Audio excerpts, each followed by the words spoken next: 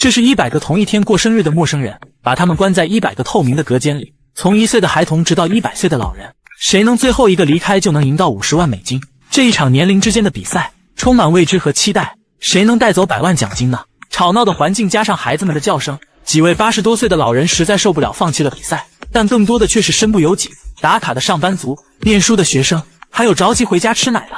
但他们并没有空手而归，每人拿到了1000美金。100岁的老人是一位退伍老兵，他表示一定会撑到最后，但是到了晚上就改变了主意，实在睡不习惯的小床让他放弃了比赛。老人的心态很好，重在参与吗？第一天就淘汰了24个人。主持人拿来一个按钮，绿色的代表参加挑战，红色的代表保持现状，让他们自由选择。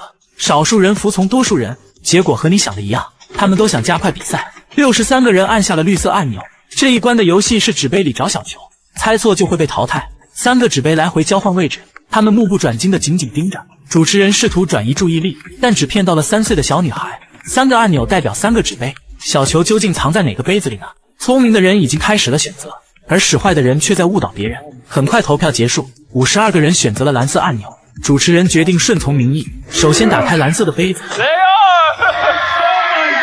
有人欢喜有人忧，选错的全部被淘汰，而幸运的52人则留下来继续比赛。第3天没有节目，非常无趣，有的人坐在地上大眼瞪小眼，有的人躺在床上睡觉，受不了寂寞的可以随时拿着钱离开。第4天主持人再次出现，这次依然让他们自由选择，是冒险挑战还是安于现状。结果大部分人选择了冒险，只有淘汰更多的人才能离奖金更进一步。每人1张纸和1支笔，随意写下任何年龄段，票数最多的被淘汰。他们仔细筛选了有竞争力的年龄，然后写在白纸上。74岁的大妈无辜躺枪离开了现场，而这一关淘汰的可不止一个人。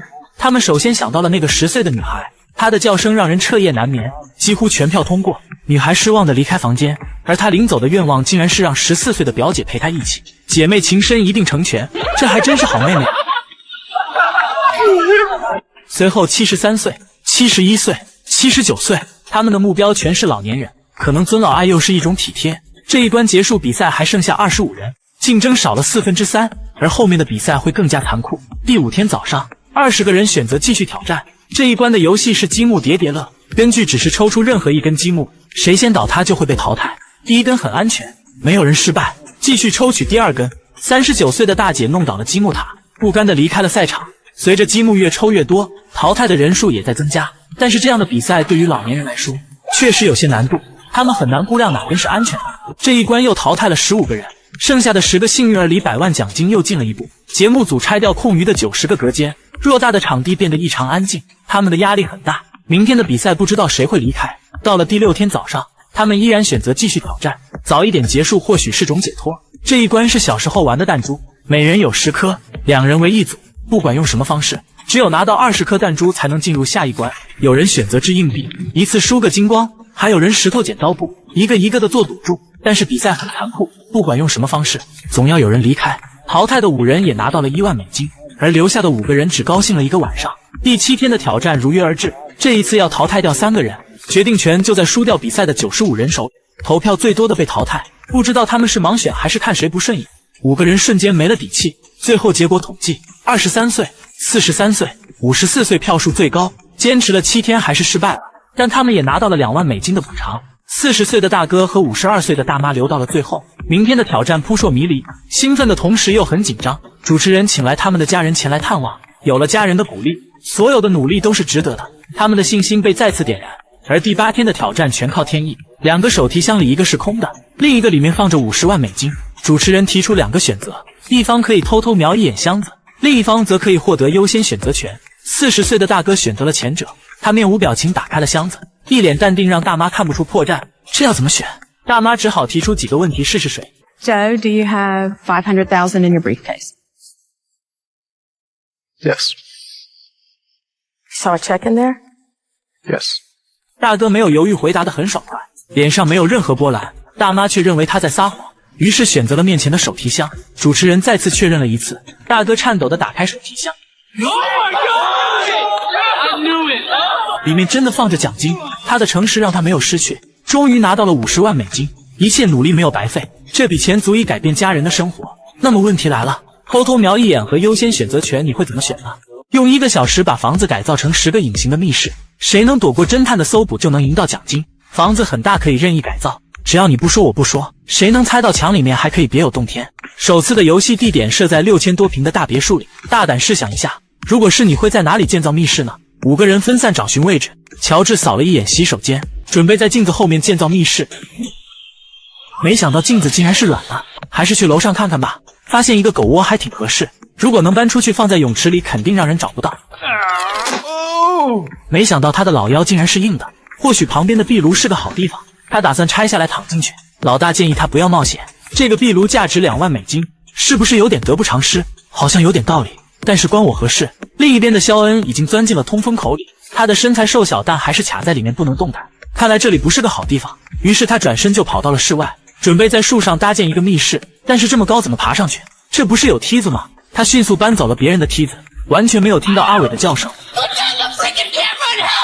聪明的老二在查看房子的蓝图时，发现客厅下面是空的。他用电钻打开一个小孔，确实有些空间，只要在地板上切开入口，上面放一张大床掩盖它，肯定没人能发现。说干就干，哥哥老大也找到一面空心的墙壁，如果要藏在里面，他需要一个合适的衣柜掩盖，于是赶紧下单买了一个大衣柜。接下来他要把墙壁打穿，按照衣柜的尺寸切割出口，完美衔接，让密室更加隐形。只要把衣柜的后壁还原，谁能知道这里面还别有洞天？肖恩的树屋行不通，但他发现楼梯下面的储藏室可以藏人，只要把木门贴上瓷砖，就能伪装成一面白墙。这个地方简直不要太完美。而乔治准备在更衣室隔开一个房间，中间贴一个双面镜，再覆盖一层单面的镜纸，他可以在里面看外面，而外面看不到里面，好像很牛逼的样子。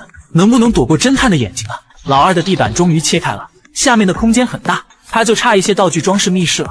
倒霉的阿伟还在房顶上吊着，终于他坚持不住跳了下来。这个隐形的纸箱看着不错，他赶紧钻了进去。摄影师告诉他好像不怎么隐身，阿伟很生气，他在房顶上浪费了太多时间。之前听房东说这里有一间现成的密室，里面东西齐全，还挺舒服。他决定坐享其成，就躲在这里。外面的货架摆上零食，只要侦探和房东不认识这里，就不会被发现。他们都改造好了自己的小窝，一边比赛的同时还能一边享受。侦探也准时到达现场。这一场猫和老鼠的抓捕比赛，谁能笑到最后呢？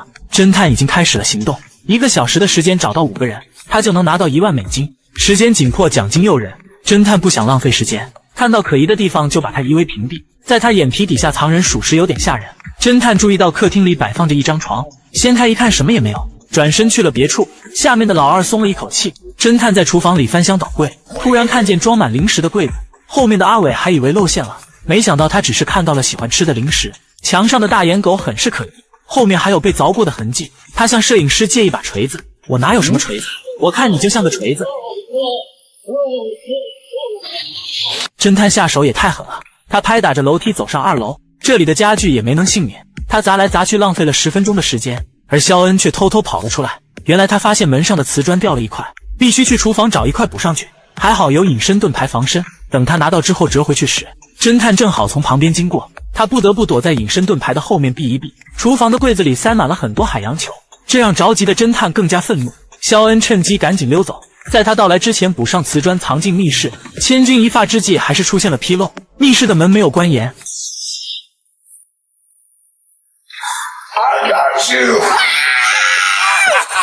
肖恩被第一个找到了，时间还剩下28分钟，他决定楼上楼下再找一遍。当经过老大的衣柜时，愣是一点也没发现踪迹。更衣室的柜体很长，他拍打着找来找去，最后拿出小刷子采取指纹，柜子上没有指纹，倒是后面的镜子上密密麻麻全都是。经验告诉他这可能是个双面镜，只要把灯关掉就能看到里面的人。如他所愿，乔治像个受惊的孩子一样躲了起来。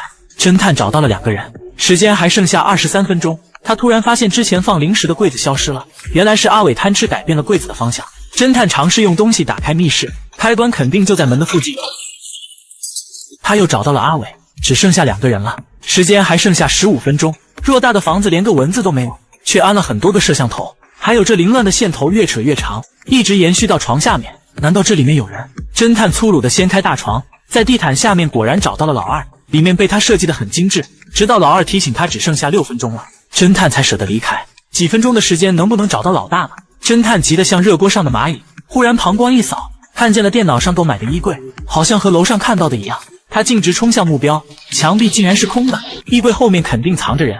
他自信地踹开密室，人呢？跑哪去了？等等，游戏机的下面还有一个洞口，他钻进去，一路向前，一直跑到了出口。老大5人就在上面等着他，找到你了，奖金是我的了。而老大却告诉他已经超过了5分钟，肯定是房子太大了，时间不够用。这一次节目组把游戏地点缩小了10倍，挑战的5人也变得更加聪明。乔治打算藏进洗衣机里，这么大的体格也装不下呀。于是他想到一个更好的主意，用胶带把身体粘在门上面，他只要不出声就没有人会发现。但是胶带承受不住压力开始断裂，乔治只能破茧成蝶离开这里，还是去找其他地方吧。而黄毛提前查看过房子的蓝图，发现浴缸下面竟然是空的，他准备拿掉浴缸藏进去，一个人也抬不动，只能找来同伴帮忙。黄毛一脚踹开底部，下面空间还不小，他可以建造一间舒适的密室。黄衣服大叔体型庞大，小空间根本容不下他，于是他决定用一间房子来藏身，果断拆掉了储物间的大门，再放一个书架掩盖痕迹。消失的房间谁能找到呢？接下来他要把密室打造成野生动物园。小美发现楼梯下面的墙壁是空心的，她拿起锤子就开始砸。墙壁不厚，但她几乎使出了全身的力气，里面很适合做密室，只要在外面贴一张大照片就能完美掩盖。为了安全起见，小美特地在里面加上了一把锁。接下来她要把密室变成公主房。阿伟看到嵌入式的大冰箱有了好主意，他把冰箱拉出来一截，里面还有些空间，只要把冰箱打通就能藏在里面瞒天过海。冰凉的密室如果打造成冬季仙境岂不美哉？说干就干，乔治找到一间空荡的房间，里面没有东西也不会引人注意，他决定藏进天花板里，上面空间不大，但是藏个人还绰绰有余，只是来回上下有点麻烦。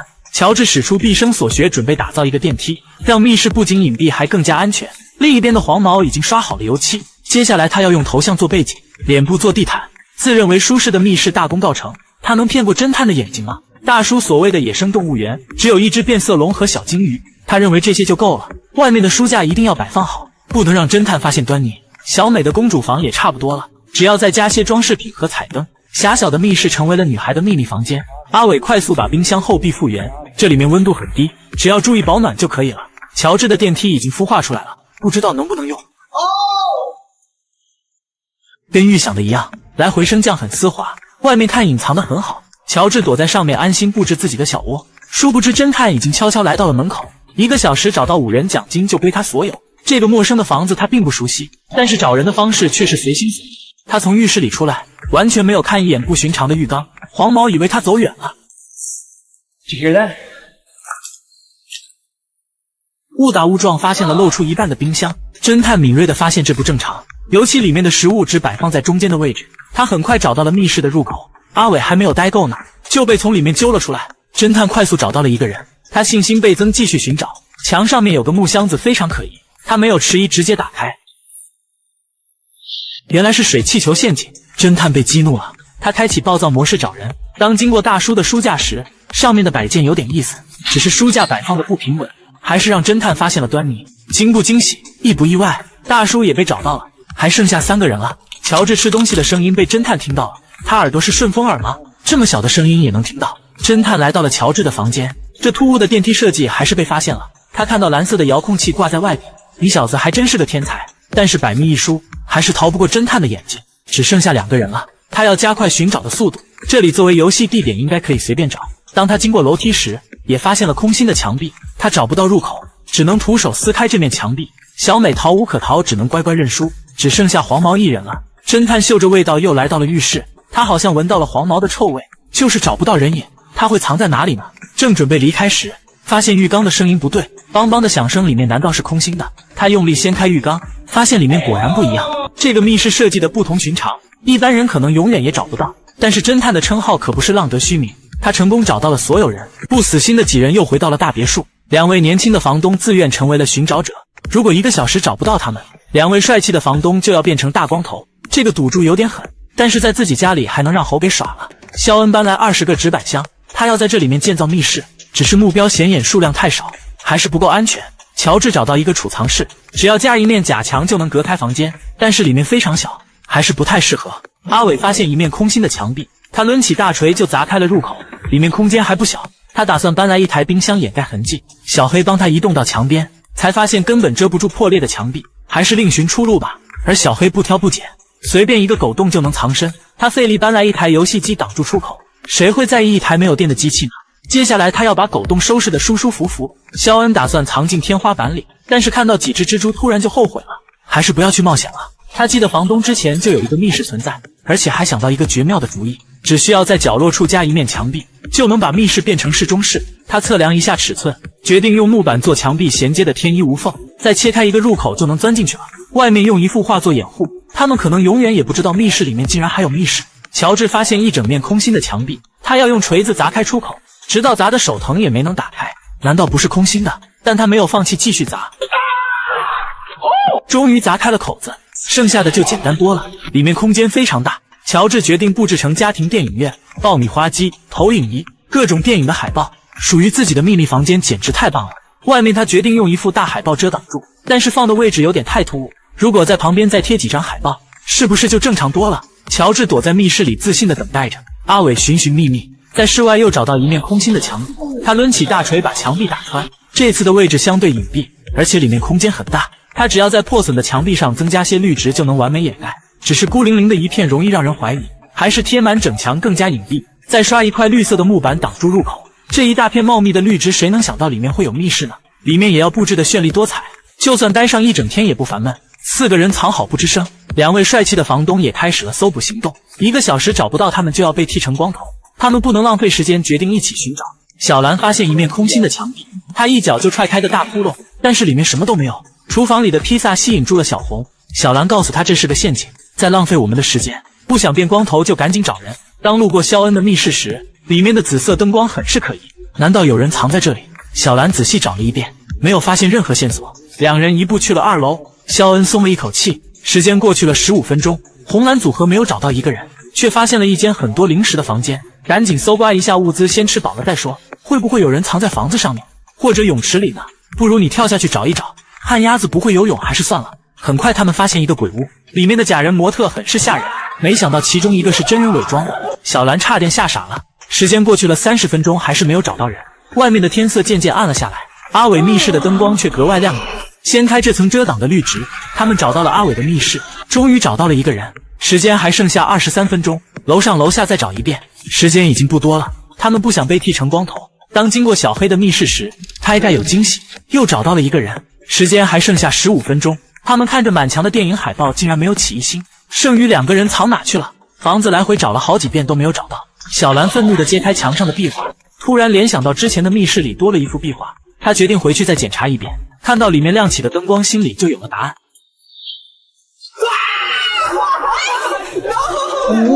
哇，这个地方太棒了，一般人怎么找得到？只剩下5分钟了，2人赶紧楼上楼下再找一遍。他们在着急地找人，小狗也在寻找主人。这不是乔治的狗吗？只要跟着它不就能找到人了吗？小狗在房子里乱跑，甩开2人后又跑到了乔治的门口。没有办法，乔治只能让狗也进来密室里，但是跑野的狗子怎么憋得住？他不停地扒着门缝，乔治怎么劝也不听，很快就引起了房东的注意。小兰敲打着这面空心的墙壁，大海报晃晃悠悠的没有固定在墙上，难道他藏在里面？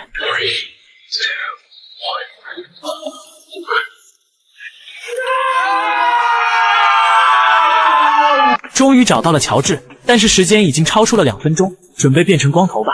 千钧一发之际，小红建议他换个惩罚方式，毕竟头发比脸还重要。那你把头发染成红色。小红崩溃的想哭，但是愿赌服输，小红从头红到了脚趾头，红的人如其名。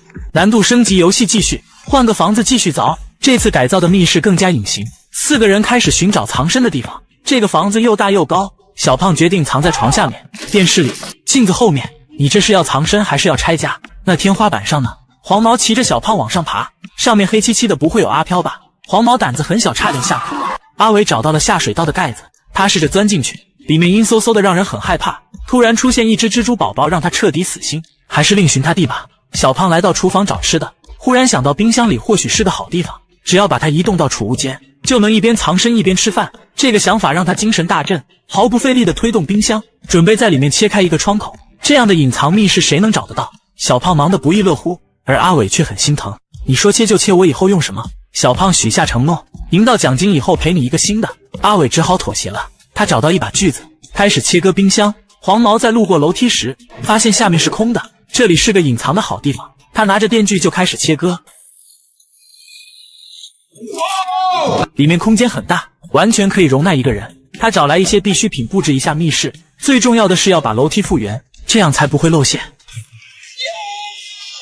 冬梅决定反其道而行，既然你们都藏在屋里，那我就藏在外面。他找到一个大纸箱，把它放在绿植的后面，再用草坪全部覆盖住，上面搭一些绿植修饰，他的隐藏密室就做好了。冬梅在里面放了一些垫子和彩灯，就算长时间的等待也不会难受。阿伟决定藏在废弃的壁炉里，只要放个电视循环播放就不会让人发现。我还真是个天才，电视的尺寸也刚刚好。他找到火焰的视频全屏播放，旁边再放一些工具演示，如此的逼真，一般人肯定找不到。他躲进壁炉里安心等待。阿伟终于藏好了，小胖的冰箱已经切开，他蜷缩着身体钻进去，里面的空间很大，现在只要把冰箱复原就能大功告成了。小胖也藏好了，大侦探的车子已经来到了门口。黄毛大喊一声，赶紧钻进了密室里。寻找的时间只有1个小时，每找到1人他就能拿到1000美金。大侦探的脾气暴躁，下手狠毒，4个人窝在窝里不敢发出声音。他楼上楼下找了一遍，敏锐地发现冰箱的位置不对，明显被人移动过。难道里面有人？冰箱后壁的裂缝成为了显眼包。大侦探找到了小胖，轻松拿到了1000美金。下次能不能把痕迹盖一盖？小胖尴尬的无言以对。为了拖延时间，他故意告诉侦探上面有人。等他上去以后，冬梅趁机改变了位置，藏在了沙发下面的密室里。小儿科的游戏很快就被识破，侦探不想浪费时间，只能赶紧找人。当他第3次经过楼梯时，终于发现了不对劲，又找到了黄毛，赢到了2000美金。壁炉的视频还在播放，怎么突然变成披萨了？广告加的很不是时候。阿伟成功暴露了，大侦探找到了他，又拿到1000美金。时间只剩下5分钟了，他去外面找了一圈也没有找到人，急得侦探想砸墙。阿伟劝他放弃吧，只剩下5秒了，他没有找到冬梅。恭喜冬梅赢得了比赛。那么问题来了，如果是你会选择在什么地方打造你认为安全的密室呢？3个人被困在纸板做的迷宫里，谁先找到出口就能安全的离开。他们必须穿过挂满蜘蛛的通道。3人没有退缩，勇敢地爬了过去，来到了新的房间。这里面有4扇门，白毛靠近其中一扇，听见了打呼噜的声音，这个显然不行。大伟那边听到了笑声，这个也不行。再看小特那扇门，虽然没有声音，但这也不是门了，只是胶带粘贴的陷阱。那只剩下最后一扇了。白毛通过钥匙孔看到里面是空的，于是拿出铁铲铲门，只铲了几下就打开了纸板门，里面有很多气球，出口也被上了锁。大伟觉得钥匙肯定就在附近，白毛扒开气球找到了钥匙，赶紧把锁打开，继续前行。但是这个通道缠满了胶带，粘住了白毛的头发，他选择顶着胶带负重前行，而后面的大伟和小特老老实实的跟着。出来之后，赶紧帮白毛扯掉身上的胶带，才发现这个房间还有3个通道。大伟提议不如3个人分开行动，找到出口的几率更大。白毛觉得可行，电影里面就是这样演的。于是小特选择了左边的通道，大伟和白毛也紧随其后。小特来到另一个房间，一下就找到了出口，但是怎么打开它呢？他发现一个封闭的箱子，拿出小钳子拆开了它，里面有一个键盘。小特输入打开的指令，并没有反应，里面还有一堆线团。小特找到2个断头，把它们连接起来会发生什么呢？小特好奇地试了下，误打误撞打开了出口。小特继续前行，这边的白毛也来到了新房间，发现一个废弃的电梯，但是还可以移动，还有一个通风口，只能从这里出去了。白毛怎么都打不开，他发现电梯的旁边有个暗格，里面有一根很粗的绳子，还可以跟着电梯上下移动。于是他想到了好主意，使劲扯出那根绳子，绑在通风口上面，按下电梯的按钮，绳子移动的同时也拉开了通风口。白毛也太聪明了，他可以继续前进了。大伟这边来到了图书馆，只有一些书和一支荧光笔，他很快发现荧光笔的另一头有灯光，可以清晰地看到这些隐形的文字。大伟关上电源，在墙壁上找线索，很快找到了一行字：生亦何欢，死亦何苦。你们知道是谁的名言吗？大伟找到了那本对应的书，另一面的墙上也有一行字：天才是1的灵感加99的汗水。这又是谁的名言呢？还是大伟聪明，又找到了对应的书籍。其他2面墙上的文字也被大伟破解，他把这些书摞在一起，旁边的大门神奇地打开了，顾不得夸奖自己。大伟赶紧钻了进去，而小特这边竟然跑到了厕所，找到了出口也没有钥匙，他只看到3个坑里面满满的，难道钥匙会藏在里面？没有办法，小特闭着眼睛去打捞，终于在第3个坑里找到一支激光笔，他沿着门的框架画了一圈，用脚使劲一踹，真的打开了。他竟然来到了狱长的办公室，墙上贴满了犯人的照片，看到门卫还在睡觉，小特欣慰一笑，继续寻找出口。另一边的白毛来到了兵器房，那满墙的兵器让白毛很惊讶，他看到墙壁上有一个洞口，里面有个靶心，这不是小孩子的游戏吗？只要击中靶心肯定有事情发生。白毛选择一把小的开始射击，一下就打开了纸板门。前面是一个通道，白毛直接钻了进去。他来到了健身房，正好听到旁边有小特的声音，但是中间隔着一堵墙，怎样才能打开呢？白毛把哑铃粘在棍子上，然后砸向墙壁，竟然没有打开。他又返回了兵器库，拿到一把水枪，把整个墙壁打湿，再使劲一砸，终于打开了墙壁。白毛钻了过来，和小特汇合在一起了。他们发现墙壁上有一个红色按钮，这样的按钮出现在狱长的办公室，肯定不是好事。话音刚落，白毛就按下了按钮，警报声瞬间响起。惊醒的门卫开始闯入牢房，紧张的两人拿出一根绳子缠在通风口上，使劲往外拉，再用脚一踹，打开以后赶紧钻进去。他们在通道里匍匐前进，正好碰见隔壁的大伟。白毛让他赶紧跑，门卫随时可能追上来。三个人在尽头相遇，白毛看到前面有一扇大门，很有可能是出口。大伟提议拆掉一根柱子把门撞开，于是他们合力撞向柱子，然后抱着柱子撞击大门，一次就打开了出口。三个人终于逃了出来，开心的跑到了大路上。不得不说他们三人也太聪明了，如果是你这样的迷宫，你能逃出来吗？三个人被困在纸板做的水下监狱，他们要躲过海怪的追击，找到出口就能够逃出去。刚被做完实验的大伟，小手已经变成了钳子，而小特躺在地上不能动弹。大伟赶紧用钳子帮他打开，旁边的洞里还关着白毛，他不理解大伟到底怎么了，吓得直后退。大伟一边帮他剪开绳子，一边告诉他们这里是外星人的基地，最好赶紧逃出去，不然也会被同化。白毛环顾四周，只有一扇门可以打开，三个人赶紧爬了过去。这里可能是某个人的宿舍，外面还可以看到鱼群，很难想象这是在多深的海底。而大伟只顾着吃紫菜，你不是从不吃紫菜吗？这么反常，怕不是要变异吧？白毛找到一个保险箱，小特找到了听诊器和一把小刀，按照电影的情节，用听诊器就可以打开保险箱。白毛一边旋转按钮，小特听到声音记录下数字，还真的打开了，里面有一个遥控器，按下红色的按钮，弹出来一个视频。基地的船长警告他们，不明生物占领了基地，如果还有生还人员，找到炸弹，彻底消灭外星人。这是让我们拯救世界吗？白毛突然很兴奋，他们继续前行。这个房间可以清楚地看到很多鱼，太漂亮了。而大伟竟然毫无障碍地和鱼儿聊起了天，这也太怪异了。白毛赶紧把他喊了回来，前面有一扇门挡住了去路，还好随手拿了那把小刀，割开玻璃就打开了大门。这里好像兵器房，还有一套潜水装备。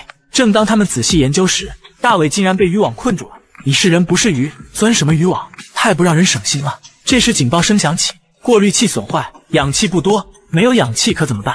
这时小特看到通风管道，提议可以换个过滤器。他把对讲机交给白毛，穿上潜水装备。大伟帮他铲下纸板门，小特自告奋勇去更换过滤器，而白毛和大伟两人继续寻找出口。前面有机关，白毛算好时间就爬了过去，大伟也紧随其后。小特这边成功来到了过滤室，看到过滤器被粘液包裹，肯定是外星人故意弄的。还好他学过化学，用空瓶子做了一个简易的过滤器。装好之后，机器也开始运转，但是墙壁上突然出现了洞口，海水正在快速流进来。他着急地通知白毛，让他们赶紧找出口，不要等他了。说完就没了声音。白毛大声地喊也没有回应，他不敢相信就这样失去了小特。但是新房间让他立马打起了精神，里面关着2只怪物，就连船长也被同化了。这里可能就是外星人的实验室。他让大伟钻进实验胶囊里，肯定有秘方让他变成人类。在桌子上发现了一些药水和图纸，白毛选择了白色和蓝色的药水，没想到却加速了大伟的变异。把蓝色换成白色呢，还真的成功了。大伟恢复了正常人。这时小特从旁边的洞口钻了进来，幸亏他带了潜水装备，一点事也没有。三个人继续前行，终于找到了炸弹。他们把炸弹绑在铁链上，大伟控制着推杆运送到洞口，装载完成，但是却不能发射。原来他们没有放置信号标。墙壁上有一张图纸，清楚地记录着外星人的山洞。旁边的房间还有一艘潜水艇。白毛提议可以驾驶着潜水艇，把信号标放在外星人的山洞里，就可以一举歼灭他们。白毛决定和大伟一起出发。纸板做的潜水艇跑得很快，他们遨游在大海中，很快来到一处山洞。刚放好信号标，就被外星人发现了。白毛用石头击中了他，堵住洞口，就赶紧逃跑。小特这边误打误撞来到了驾驶舱，发现了2个开关。三个人也终于汇合，在小特的指挥下，他们一起拉动开关，信号标起了作用。刚站起来的外星人就被消灭了，然后控制着潜水艇浮出了水面。他们再一次自救了。三个人被关进了纸板做的监狱，谁先找到出口就能够逃出去。白毛和小特被铐住了双手，而白毛拿起床上的头盔。难道他们想偷走我们的记忆吗？大伟使劲想了一下，一点也回想不起来。这时他发现桌子，幸好白毛当过化学老师，可以根据这些公式制作出溶解手铐的药水。红药水加上绿药水，再加一些白开水，那怎么办呢？大伟忽然想到自己的腰带，裤子掉不掉都无所谓，最重要的是赶紧逃出去。白毛找到匹配电脑的插头，小特打开下面，这里可能是仓库，存放着衣服和物资。每人拿一个背包，开始搜集物资，在逃跑的途中可能会用到。白毛一不小心就把背包装满了。你是在逃生还是去旅游？这剩下的路只能自己走了。小特和大伟赶紧寻找其他的出路。大伟找到一个老鼠洞，小特找到一面有回声的墙，拿起角落的斧子就砸开了墙壁。他们决定走自己的路。还有一个智能马桶，这好歹也是个出口。研究了半天，还是算了吧。前面的大门竟然是开着的，小特赶紧钻了进去。大伟这边竟然来到了射击场，看到大门被上了锁，他好奇地推动旁边的开关，射击目标还可以来回移动。后面怎么还有一个洞口？大伟好奇的，里面有一个小推车，还有一条轨道。按一下墙上的按钮，小推车竟然往前移动。尽头有一个梯子，大伟捡了一根棍子防身，小心地爬了上去。看到门卫正在睡觉，大伟很想拿走他身上的钥匙，把一块磁铁粘在棍子上，偷偷地拿走了钥匙，然后再原路返回，试着打开门上的大锁。果然有一个可以打开。大伟继续前进，就不会被发现。他打开后面的柜子，找到了内存盘，连接上电脑，找到最，还真的骗过了他。白毛拿出包里的针孔摄像头，在墙壁上打一个洞口，确定另一个房间没有人，才钻了进去。另一边的小特发现了纸板电梯，他好奇地按下按钮，没想到电梯真的来了，就是不知道是通往哪里的。小特忐忑地上了电梯，当关上门的那一刻，突然就后悔了，这是要带我去哪里？小特来到了另一间仓库，里面有很多纸板箱，他看到箱子后面好像有出口，只是这些箱子太重了，他没有太多的力气去搬，或许可以借助一些工具。他在旁边找到一个橡胶圈，还有一个充气筒，他很快想到了好办法，把橡胶圈塞到纸板箱中间，再往里面充气，橡胶圈膨胀的压力瞬间推倒了纸板箱。小特还真是个大聪明，里面有一个老鼠洞，没有选择，他只能继续前进。穿过洞口，前面出现了一个泳池，味道有点大，不知道多久没有换水了，但是没有退路，小特只能硬着头皮前进。幸好提前拿了一些干净的衣服，把这些全部装进塑料袋里，鞋子也不能弄湿，然后塑料袋先走，小特紧随其后。穿过泳池，他来到了黑暗的房间，另一边的白毛来到了锅炉房，他好奇地转动开关，烧锅炉的管道竟然动了起来，身后有一扇大门，怎么才能打开它呢？白毛想到可以利用管道的冲击力，他拉出中间的管道，打开开关，喷出来的小球轻松打开了纸板门。白毛来到了新的房间，正好和小特碰到了一起，大伟也从旁边的大门钻了进来，三个人又汇合了。白毛发现这里是投放垃圾的地方，屋顶还有防火系统，如果这里燃起黑烟，防火系统会不会打开逃生门呢？白毛赶紧拔掉电源，用水浇灭垃圾，三个人赶紧爬了出去，终于找到了出口，获得了自由。四个人被困在纸板做的牢房里，谁先从里面逃出来就能安全的离开，唯一的逃生口就是身后的纸板门和通风管道。而白毛和大伟的脚锁上了铰链，小特和老王的没有，他们必须打开铰链才能逃走。大伟发现洗手盆的下面可以打开，里面是一瓶冷却液，用这个冷却链条或许可以去掉铰链。白毛赶紧试了下，使劲一拽，果然打开了。两个人很快解放了双脚，这么好的东西能不能打开牢门呢？白毛迫不及待地上下喷了2层，大伟使劲一踹，还真的打开了。小特向他们借用冷却液，白毛却说想要逃出去还得靠自己，最好是动猪脑子。大伟和白毛两人爬到了另一个房间，里面关押着很多犯人，而且还没有出口。这时一位大叔告诉他们，他知道出口在哪，条件是带他一起出去。白毛想了一下，觉得没问题。大叔告诉他，这堵墙的后面是一个通道，尽头有一间控制室，他让白毛打开31号牢房就可以了。两个人很爽快地答应了。他们扒开大叔手指的墙壁，还真的有通道，两个人赶紧钻了进去。另一边的小特和老王也在想办法。老王发现马桶的拉绳可以拉出来很长，用它缠住风扇就可以从通风口出去，只试了一次就成功了，太不可思议了。两个人赶紧从通风口往外爬，爬到另一个房间，发现出口被上了锁。小特开始找钥匙，旁边有一具骷髅头，老王一点也不害怕，还从他旁边找到了钥匙的模具。难道他是没有及时制作钥匙被困死了吗？小特打开尘封已久的箱子，在里面翻找可以使用的材料，很快找到一把刀子还有纸板，他把纸板切小一点，放进模具里，沿着里面的纹路切出了钥匙的形状，接着赶紧去开锁，果然打开了。两个人赶紧钻进去。另一边的白毛和大伟也来到了新的房间，继续找出口。他们发现地上有2个奇怪的东西，看着也不像耳机和电话。白毛戴在手上试了下，大小正好，难道这就是传说中的机械手臂？大伟打开旁边的开关，神秘的液体瞬间流到了手臂上，白毛只感觉小手充满了力量。等另一只手被激活后，他使劲砸在墙壁上，一下就被砸穿了。大伟赶紧追了上去，他们来到了洗衣房，唯一的出口很结实。这时大伟想到电影里的情节，他把扫把掰开2半，用湿衣服缠在牢门上，再用棍子卷住往一个方向打转，牢门眼看着变形了，再转几下，牢门不堪重负的掉了下来。他们继续前行，小特和老王这边爬到了食堂，老王赶紧吃了一口面包充饥。小特找到了出口，但是打不开，他发现旁边有2根断掉的电线。老王过来提醒他，必须找到导电的物体，正好身后有一桶土豆。小特又找到2颗螺丝，把螺丝钻进土豆里，接上2根电线，大门神奇的打开了，里面是机关，只有这一个出口，害怕也要穿过去。老王计算好机关的频率，迅速穿了过去，小特也紧随其后。另一边的白毛和大伟竟然在修理坦克，还好看过相关的书籍，他们很快就修好了，然后一炮轰开了大门，里面的机关让他们望而却步，但是想要逃出去，他们必须穿过去。白毛开始计算斧头落下的时间，然后嗖的一下穿了过去，前面还有一个，还好2个人很麻利，成功穿了过去，来到了另一个房间。这里是健身房，将近有1吨的杠铃怎么都举不起来，这也太重了。这时老王和小特也来到了这里，白毛也找到了出口，但是打不开。大伟提议可以用杠铃砸开它，谁能拿得动？老王很轻松就举了起来，这也太轻了，大门还是打不开。小特发现墙上有一团电线，白毛拿着铁球就砸掉了它，大门也莫名的打开了。这个房间有一个舞台，4个人兴奋的表演起了节目，玩得正嗨时，一名波波乐冲了进来，躲在门后的老王一击打晕了他，然后赶紧堵住门口，意外找到了新出口，钻出来才发现这是一个很大的房间，他们终于可以站起来行走了，上面还有一个暗格，然后打开玻璃窗，一个接一个的跳了下来。看到一辆直升飞机，4个人赶紧坐了上去，白毛启动飞机，他们终于可以逃离这里了。不得不说，他们也太有才了，如果是你，你会用什么方法逃离这里呢？